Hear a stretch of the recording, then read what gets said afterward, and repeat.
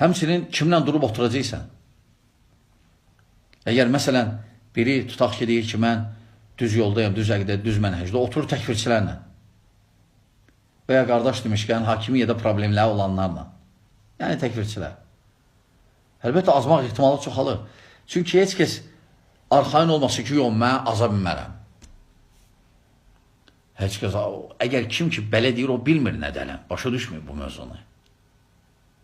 Ona görə alimlər, onların yanına gələndə bidətçilər, onlar qulaqlarını örtərdilər bəziləri və deyərdilər ki, siz də örtün, ta bu gedənəcən. Nədir? Baxmayaraq elmlidir ya, arxain də elmdə. Cavabını da verə bilər. Lakin deyir ki, birdən şübhə düşər qəlbimə. Ona görə sələf hətta mübahisələri çox xoşlamayıb. Kimlə gəldi mübahisə eləmək? Çünki birdən nəsə deyər, şübhə düşər. Ona görə mütləq baxmalısan kiminlə. Hətta Peyğəmbər sallallahu aleyhi ve sellem buyurub ki, Əl-mər alə din xəlilə, el-hədis.